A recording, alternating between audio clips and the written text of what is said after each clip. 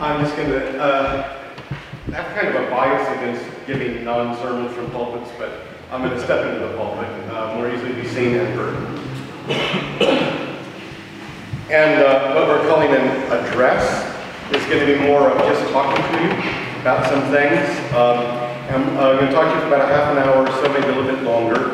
And I want to come into these remarks sort of from two directions. One is from the passage that we've heard today from Matthew, which is set up a theme for this regional assembly, things old and things new. And also a question that was put to me, or a thought, related to some of the workshops that will happen later today, and to some of what old and new may mean for churches in the region and across the diocese, which is the question of how we prepare ourselves to be the church 25 years from now. What will the church look like 25 years from now? And how do we begin to take steps today to prepare ourselves for that? So let me begin by saying something about the passage from Matthew. I've come to a personal realization when I read the scriptures, the Gospels, that when we have statements by Jesus that begin, the kingdom of heaven may be compared to, that I like to stop and prepare myself for what's coming next. Because these little parables, these comparisons to the kingdom, often we can read rather glibly and make immediate assumptions about what Jesus is saying and what he's talking about. And usually when you begin to look at the words that follow that opening passage, the kingdom of heaven may be compared to, the words that follow are weird. That they're not conventional. They reflect a different way of understanding and looking at creation than we tend to do in our conventional wisdom.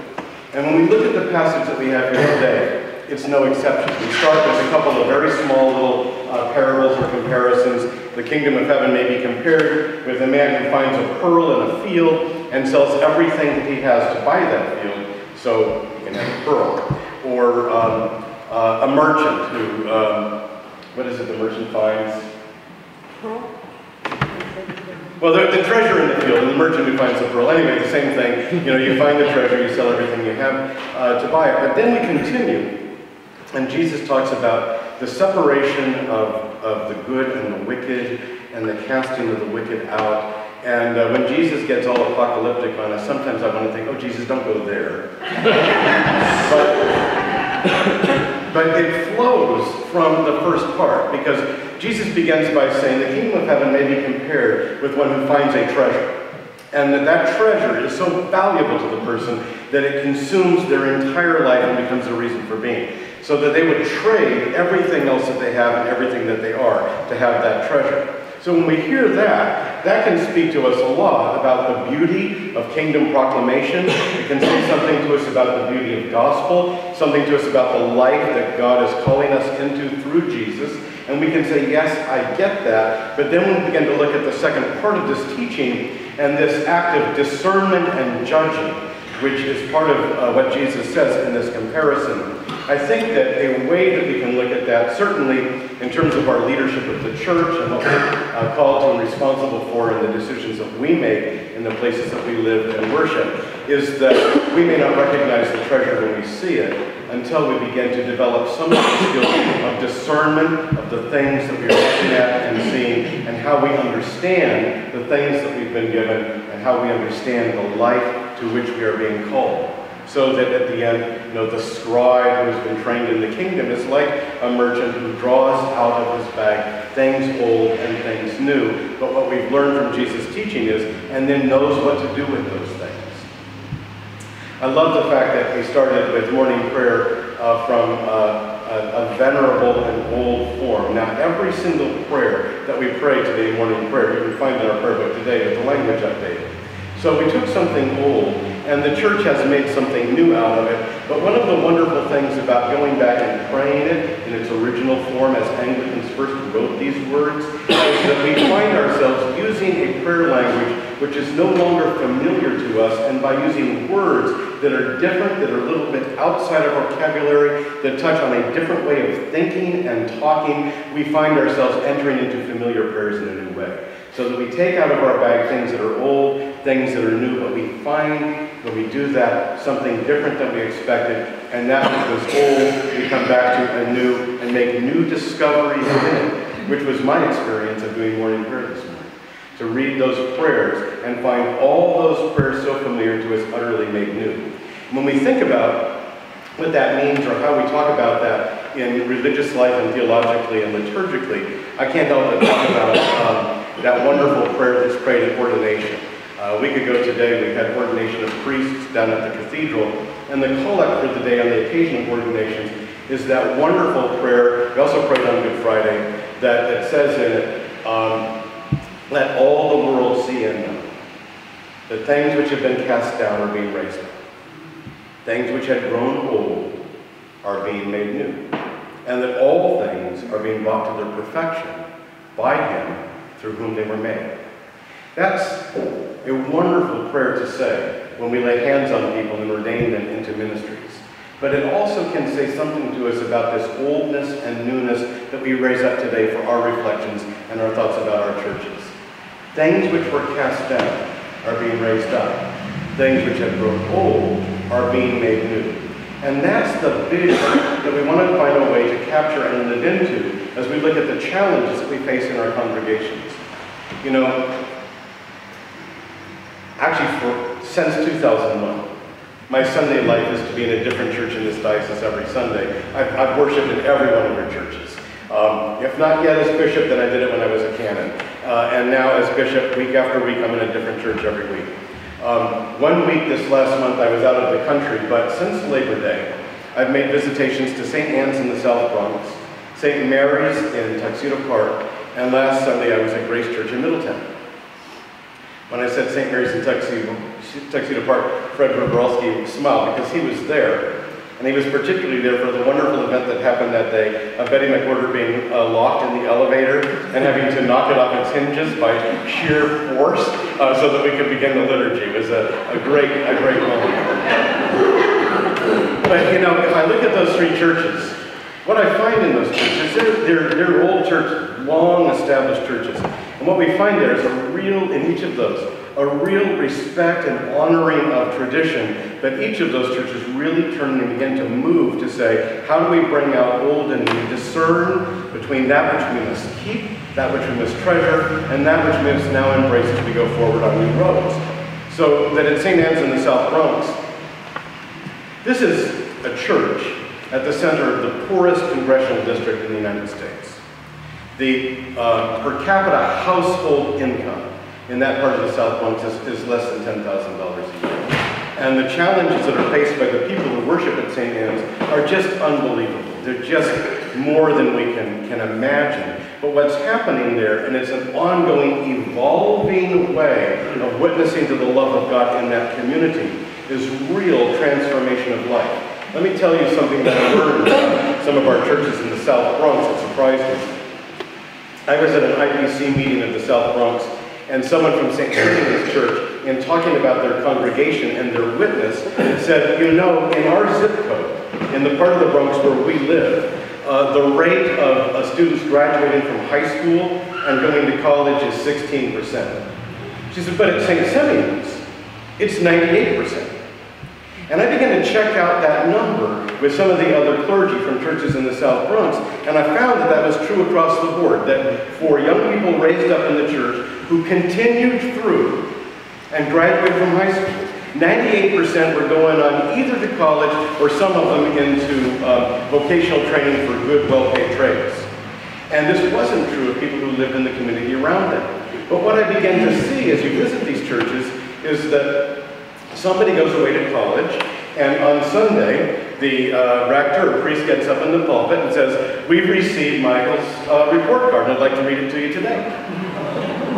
And every month, the women in the parish create care packages and send them off to the young people who are in the military, a lot of them in the military, or in college, and there's this ongoing, utter support for young people coming up. And what we see is it becomes life transformational.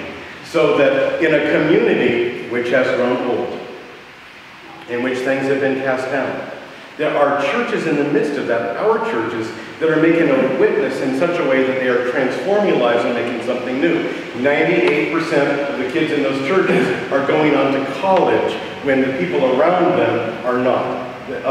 The Bronx Leadership Academy is a public high school founded by St. David's Church in the Bronx. The record of young people going from the Bronx Leadership Academy to college is, I think, 4 times higher than it is in the high schools around it. The church is making a profound difference, bringing out old and new, and making that discernment that we're hearing about in this passage, in this parable, about what is to be retained, what is to be cast out, what we embrace, and what we need going forward. How can we identify the treasure when we see the treasure so that we will then sell everything else we have and embrace it? And if I see young people coming up in some of the very, very troubled neighborhoods that our churches are serving there, and I see them, I talk to them at coffee hour and they say, yes, I'm going to Hunter College this fall, or, I've applied to Yale and it looks like I'm going to be accepted. And this is so against expectations for their community. I see not only transformation of life, but when I see that, I will sell everything I have for that treasure. It is something that we can live into. We would trade our lives for it. So St. Anne's in the South Bronx, I went there and I saw exactly the kind of discernment and the embracing of the treasure that would lead us to say, with what can we compare the kingdom?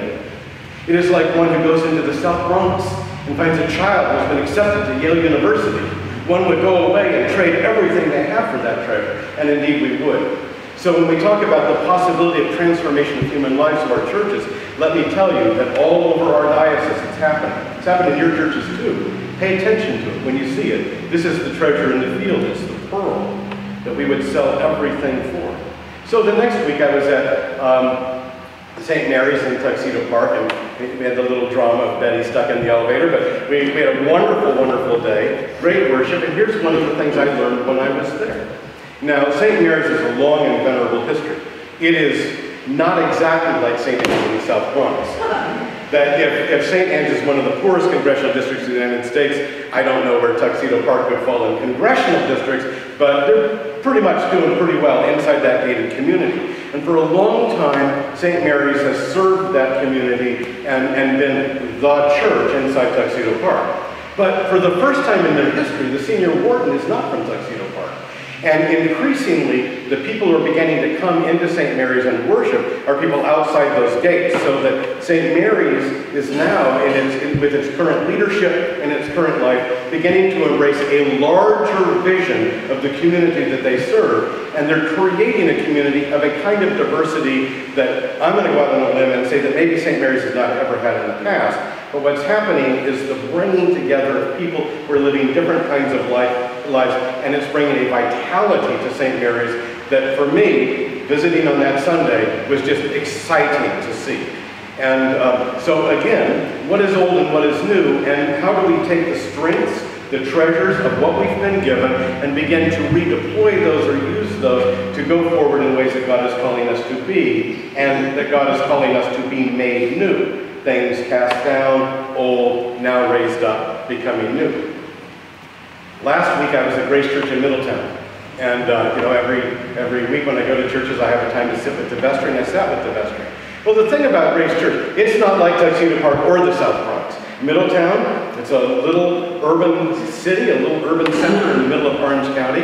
And Grace is right at the center of it, right by the old train station. You drive through Middletown, and you know that Grace Church was, part of it, as Middletown was coming up, and it still is. They have a profound feeding ministry of Grace Church that continues to go on for years and years and years, and it continues to be the means whereby an awful lot of people in Middletown, in that urban center, are being fed, and where they're coming to know the love of God by the witness of that congregation. Well, this is a treasure in the field. This is something old, to be preserved, to be treasured, that you would sell everything you have to buy it. But as I sat with the vestry, and at one point, one of the members of the vestry, I was being, I think, appropriately complimentary about their witness and their mission.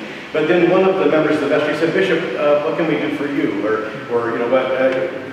what would you see for our congregation? How can we help you?" And I said, "Well, all those years I was canon pastor, I viewed everything in the Diocese of New York through the lens of how are the clergy doing. So if I thought about a church, I pretty much thought about the priest. Trinity Socrates, Michael. How's Michael doing? Is there something that Michael needs? Or Statsburg, Alan. How's Alan doing?" But I became bishop, and that shifted my focus, so that now I'm looking at our congregations in a different light, and not so much just thinking, I still do care about how the clergy are doing, of course, but I'm also asking, how's that church doing? And my answer to this man was, that if you ask, how can we help? That part of my answer is, keep doing what you're doing, because what we need are happy, healthy congregations, and Grace Church is one. But if you want to think about things that you can be doing at Grace Church so that 10 years from now we can still say it's a happy, healthy congregation, or thinking about the question I was given about 25 years from now, I said this is a growing Latino city. So there's the challenge that's in front of me. And we spent the rest of the time talking about how Grace Church can begin to step up and embrace those challenges and that new way of being in that city. And it was exciting, and what I saw in the vestry was a real desire and willingness to take some steps out in directions that may be a little bit unfamiliar, but that they can see are going to preserve and keep and grow the power of the witness of that church in that community. We began to talk about first steps, which I'm going to talk about in a minute, on how we can begin to live into that. But what there was energy, there was excitement, and there was vision coming out of the people in the congregation. That's something new and something wonderful, but where did it come from? It came out of the fact that this church has for a long time been building and establishing in its midst a core of Anglican Episcopal Christian identity, and acting that out in terms of the services it provides within its community. That is the treasure, that is the base, out of which one can say, out of that which is old, we will build something new. So, I could tell stories about all your other congregations in the same way, but those are the three churches I've been to since summer vacation. And each of them, in different ways, exemplifies and models what we mean by old and new, living out of a past with eyes set on a future, and the question before each congregation, and being well answered, how do we live into that, and how do we begin to prepare ourselves for the ministries that are new to us, but to which we're being called? Checking the time. Talking fast, but still got plenty of time. I'm going to talk about a few different pieces of this, and the first part is going to be to talk about Latino ministry. In late August, shortly before Labor Day, I went down to Cayuga in North Carolina and took part in the Nueva Amanecer conference that was taking place here. Nueva Amanecer means New Dawn, and this is a conference which has been offered every other year now for a little while. I think this is the third or fourth conference. And every time they offer it, it grows and grows and grows. So that Anthony Guillen, who's the Hispanic officer for the Episcopal Church, organized it. He's somebody I've come to know and become friends. And we were talking about it a little bit, and he said, I don't know what we're going to do next time. He said, there are 250 people here, and that's as many as Cayuga can accommodate. So 2 years from now, we may have to start breaking it up into regional meetings. The one thing that I didn't really think about when I first got there, but was called to my attention after a while, I couldn't figure out why people were so glad I was there. And I speak Spanish, doing my best, but people were really happy that I was there. And it had nothing to do with me. What it had to do with was the fact that I was the only diocesan bishop of the Episcopal Church to be at the conference. So part of what some of us began to talk about, and there was a comparison, which I think was an unfair comparison made, to the much, much larger number of bishops who went to the Episcopal Youth Event. And there was some question about how the leadership of the church is viewing youth are great. Everybody go to the Episcopal Youth Event. But why were people not showing up for Nueva Amanecer? People were showing up in great numbers. People in leadership of the church were not. And that's the growing edge of the church. Some of the things that we learned over those days are that right now, the United States is the second largest Latino country in the world. I don't know which is biggest. Mexico, maybe. Are we a bigger Latino country than Spain? I don't know. You know, Guatemala? We are the second largest Latino country in the world. And by 2050, and you know, when I think about 2050, I think, oh, that's distantly in the future. I'm still getting used to the fact that we have a 2 in front of the year, you know, and the year 2000. Well, 2050, you know, I won't be around in 2050, I'm pretty sure about that. But it actually, you know, is only 36 years away. And by 2050, 1 out of 3 Americans will have Latino background. So we're really moving very, very rapidly as America into a future that's very, very different from our past. So it may be that simply as a nation and a people, one of the things we have to pay attention to is bringing out of our storehouse things that are old and things that are new, beginning to do some discernment about what matters, because a whole lot of people in the United States kind of know about these demographic changes but aren't paying much attention to it, and in a minute our lives are going to be dramatically changed by these demographic changes. You know, I'm from California. And I go back, I have family in California, I fly in, I rent a car, I drive through LA, and try to find a radio station that's in English. And there are parts of this country that have already and long ago lived into changes that are coming to the entire country. So that you have heard me say in the past, and I'll say it again, but now I want to underscore it and put it in capital letters and italics. If your church is not beginning to engage the Latino population around it and to discern how to engage that population, invite them into ministry, you're already living on borrowed time. Because if 36 years from now, it's going to be like that, 36 years from now, we are still looking and saying, wow, it seems like things are changing around us. We're kind of interested in doing Latino ministry. At that point, we're already dead in the water. So if we begin to ask the question, how do we prepare to be the church for 25 years from now? Most important thing you should be talking about at your vestry meeting every single month is about living into the demographic changes all around you and living into this new, exciting, not scary, not challenging, maybe a little challenging, exciting new missional opportunity in our communities. Now on November 22nd of this year, I'm not quite sure if we've advertised this as much as we should have, but we're going to start to see an awful lot about it. In just a little under 2 months, we have Anthony Guillen coming with some others to the Diocese of New York.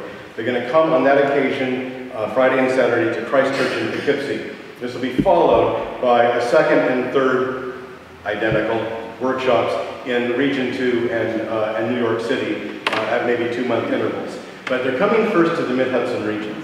And Anthony is coming for the purpose of helping congregations that are not doing, I mean, primarily focused on congregations that are not really engaged in Latino ministry, don't know how to do it. They're afraid because they can't speak Spanish.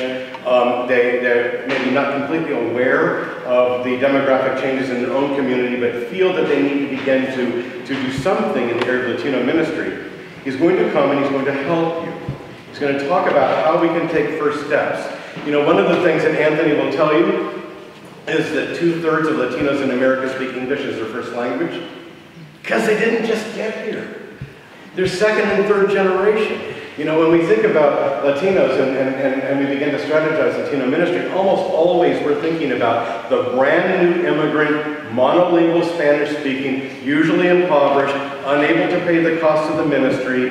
We look at building churches at extraordinary cost to establish these congregations, and that's the only way that largely we look at Latino ministry, and we forget that it's also our kid's math teacher and the loan officer down at the bank, and that there's a large population of middle-class Latinos for whom, I will say, the Episcopal Church is an obvious choice.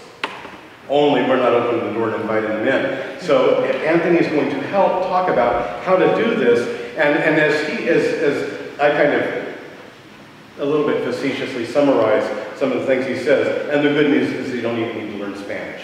That's not entirely true, but we do not have to become bilingual congregations before we can begin to talk about engaging Latino ministry. Every one of our churches can begin to do that right now, and on November 2nd, 22nd, Anthony will begin to talk to us about how to do that. May I ask that every church in the Mid-Hudson region be present at that workshop on November the 22nd. There isn't any place in the Mid-Hudson region of the Diocese of New York where the imperative to begin embracing Latino ministry is not already right in front of the church, right in the community. I've got a light in my eye so I can't see.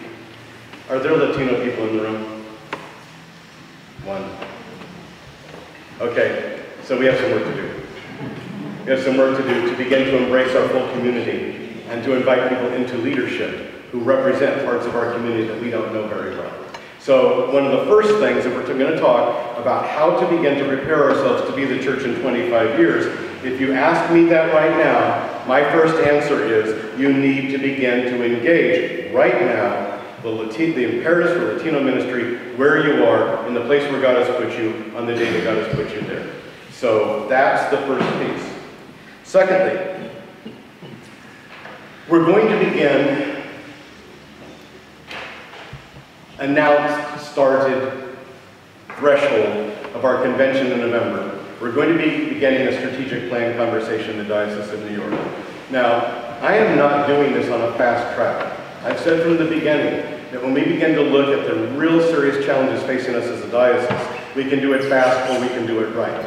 And so some of the things that we've already begun to do are preparation for that, and they're going to continue to carry us through this process. The Endava was all about preparing ourselves for a strategic plan.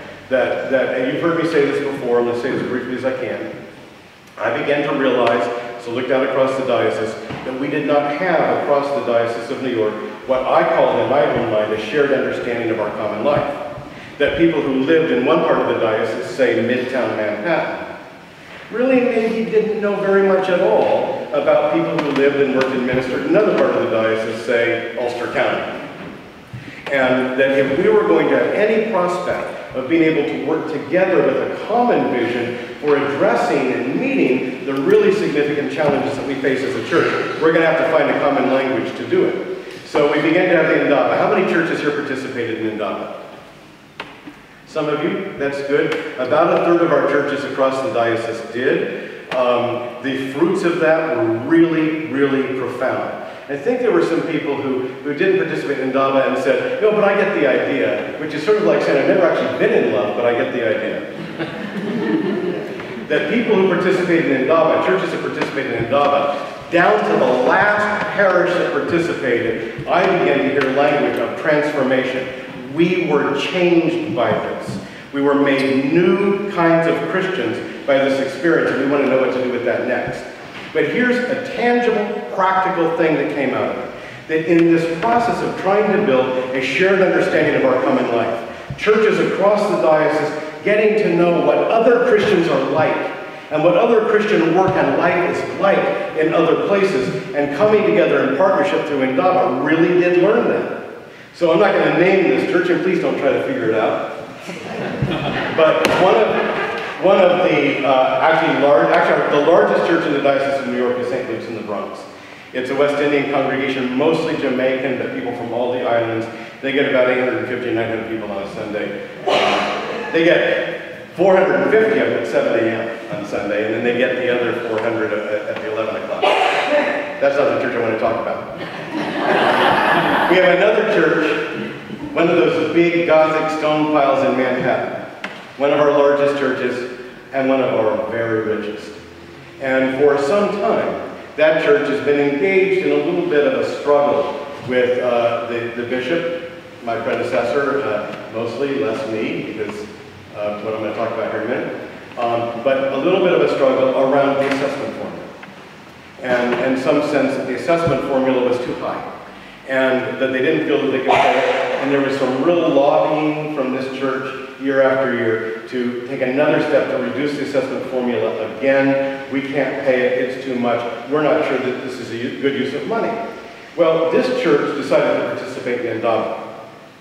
And they were partnered, in Endava you're partnered with two other churches.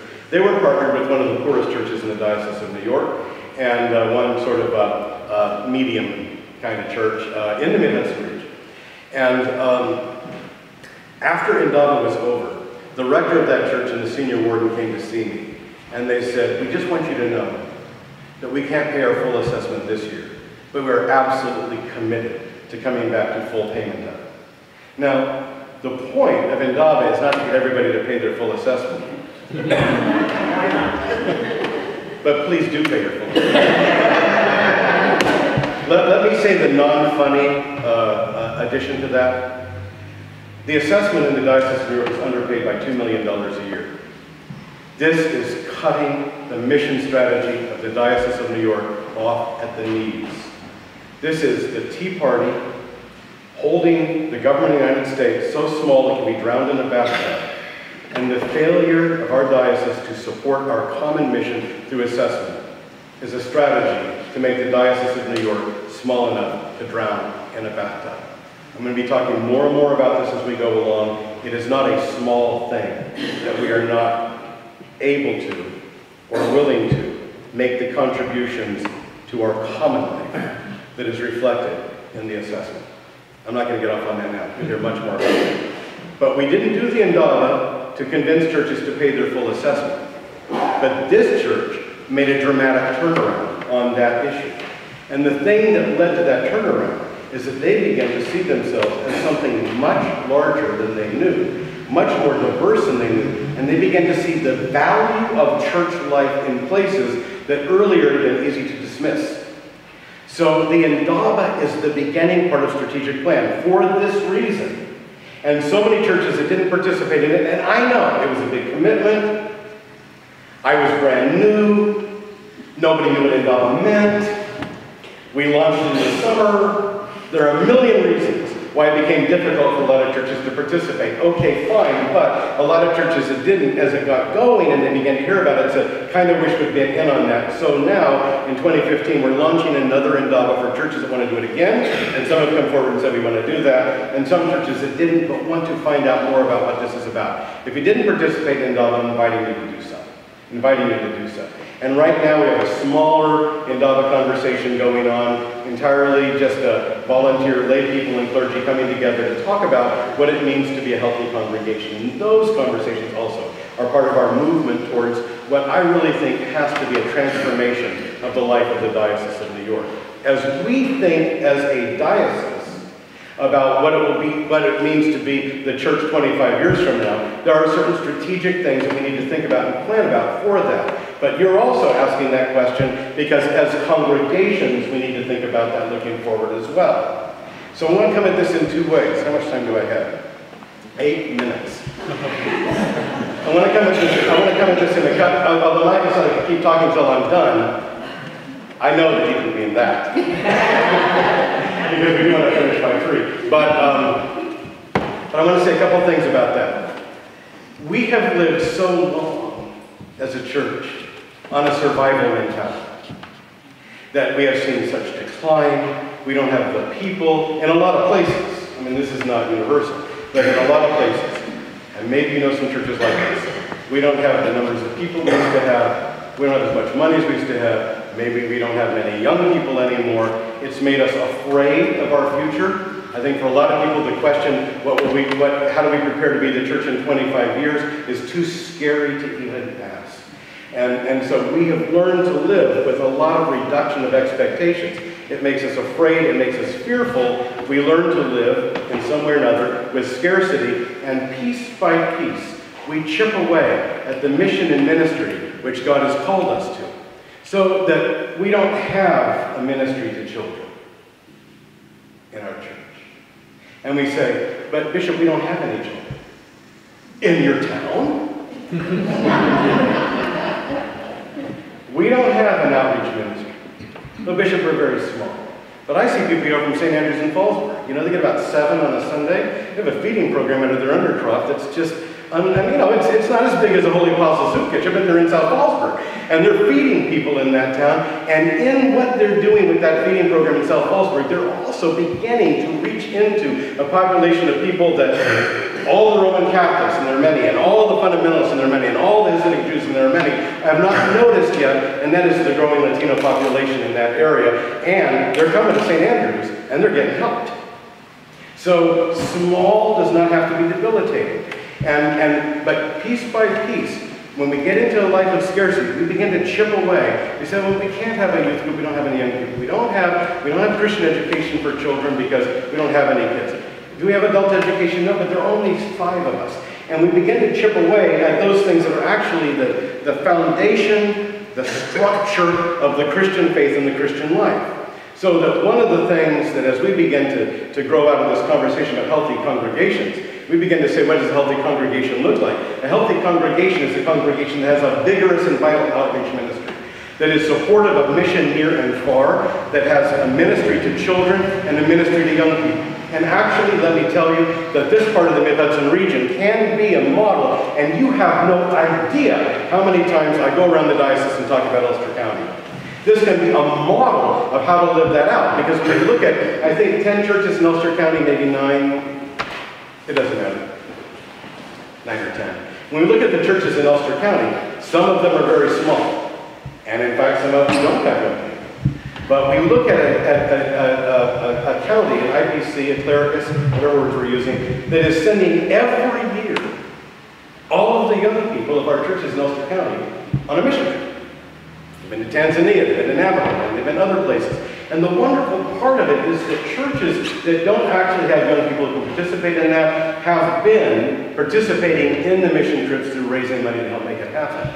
So that you could come to a small church in Ulster County and they say, you know, we really don't right now at this moment in our life and time and place have young people coming to church here, but we have a ministry to young people. Let me tell you about it. We are sending the young people of Ulster County on a mission trip every year. There are ways for us to engage the mission and ministry imperatives of what it means to be a healthy Christian congregation together, when each one of us, siloed, cannot necessarily do it on our own. So we're just beginning. You know, you've heard me say it, maybe you haven't heard me say it, but believe me, I have. It takes 19 miles to turn around an ocean liner. So when we begin to talk about making the cultural changes in the life of this diocese that we need to make, and one of the reasons why I say we can do this fast and we can do it right, is that I know that the work that we're engaging right now and we're beginning right now is going to take my entire episcopate and the entire episcopate of whoever comes after me. And I'll be dead before we're done. That we are engaged in a long, long process of reinventing, re-envisioning the church for the era in which we live. And I look around and see other people whose hair is just as white as my own. And we grew up in a time and a place in the church when the expectations and the possibilities of the church were very different. Age-graded Sunday school classrooms. Little girls fighting over who gets to be married in the Christmas pageant. You know, the church is full of people. And back in the 50s and the 60s, that's what we had. Now we remember that. We don't see it anymore. We feel like we've failed. But we are now living in the church as the church mostly has been through its history. A smaller remnant. And we need to relearn how to be vibrant and how to be vital in ministry in that kind of context. And I want to tell you the only way we're going to do it as the Diocese of New York is to do it together. This is why we're doing cross-parish conversations about this. So that right now, one of the ways that as a diocese we're thinking about getting to that 25-year place, how we can begin to create some structures around that, is that we are engaged in helping in certain places in the diocese create some models of multi-church partnerships and communities. We're not talking about yoking. We're not talking about clusters. We're not talking about 5 churches that don't even know how to get from one place to the next, but they share a priest. We're talking about a community of communities of congregations that begin to see that they are part of something else and that they are not having to, because of necessity, share a priest, but rather are beginning to imagine and explore what it means to be Episcopalians together in a region and to think about what it means to be the Episcopal presence. We have launched a shared ministry in Mount Vernon, where the 3 churches in Mount Vernon are now sharing a priest, and soon we'll be sharing a deacon, and we're going to have somebody doing just Sunday supply in that mix as well, and we're going to be able to put it together. But 2 years of conversations have led those churches to the place where they're not talking about their own needs anymore. They're talking about the 3 churches together, the Episcopalians in Mount Vernon, who we can be together. And that's getting to the starting line for this kind of ministry. We are getting very close to solidifying just such a shared pastoral regional ministry. And we don't have a name for it because we can't agree on one.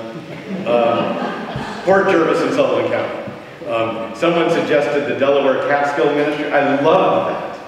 And then some of the churches said, but we're not really by the Delaware River, and others said, we're not really in the Catskills, so we have to find the name. But we're creating a ministry there with a canon missioner based at Grace Church Port Jervis, David, and another priest, the player yet to be named, who will come in, someone really, fairly newly ordained, we expect to come in as a second priest and have the two of them ministering across the cluster of 4 churches. Now, some great things are happening there. For example, John Osborne.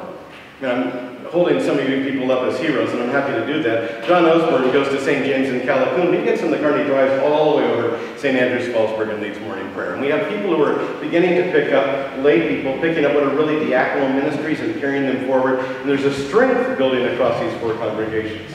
But here's one of the things. It's turning out to be a little bit more expensive than we thought.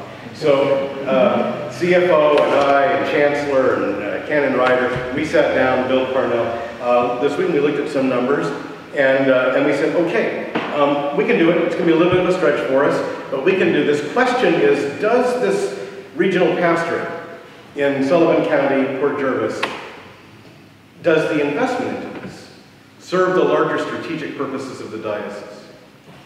And we talked about it, and the answer was yes. But also, because it's yes, but it's yes because of what we believe can come out of this. With a partnership with RMM in Liberty, with a Sullivan County plan across the entire county, maybe a preaching station seasonally in some of those trout fishing areas, and begin to develop a broader vision of what ministry in Sullivan County can look like. So we're building some stability across those churches now, so that out of that stability we can take what's old, some of which has been cast down, and some of which has been grown old, and some of which is treasures to be preserved, and build something new and wonderful and exciting and expansive in a vision of ministry across that region. That's what it's about. When we begin to think about the quality of ordained and lay leadership that we have in those churches, I have no doubt that we can do this. But what it means is we're going to come together and the hard work is just going to start to begin. So when we think about taking that which is old, am I out of time? Yes. So I'll just finish, because I could just keep going on. But when we think about taking what is old and what is new and doing the kind of discernment that is in this parable that Jesus talks about when he talks about the wise scribe trained for the kingdom who knows how to take things old and things new and make decisions and do discernment. The challenges that are in front of us are big, but so are the opportunities. And the worst possible thing for us when we think about how to prepare ourselves to be the church in 25 years is that we be afraid of it. We need to be brave and strong and faithful, and to turn to God and one another for the inner, spiritual, and human resources to be brave and strong and faithful for this work. I do not believe that the low expectations with which we have sometimes viewed the church in our day and age are shared by God. I do not believe that our sense of, well, we're doing the best we can with the little we've got, is the way that Jesus is calling us into life and ministry. If we want to think about how to prepare ourselves for the church 25 years from now, we can think about beginning to embrace the larger community in which we find ourselves, including the growing Latino people around us, and prepare ourselves for that kind of change that's coming. But there's more than that. I'll talk more about it at a convention. You'll hear more about these things. There are some tangible, practical ways for us to begin to take steps into a new kind of future. But the most important thing is to ask the questions that we're asked by the wardens at Grace Church. What can we be doing to help? How can we go from where we are to the new place? What are the needs in front of us, the things that we may be calling to do that we're not actually seeing, but in fact are the way forward that God is calling us to? The way we begin to prepare ourselves to be the church in 25 years from now is to be the best church we can possibly be now. Amen.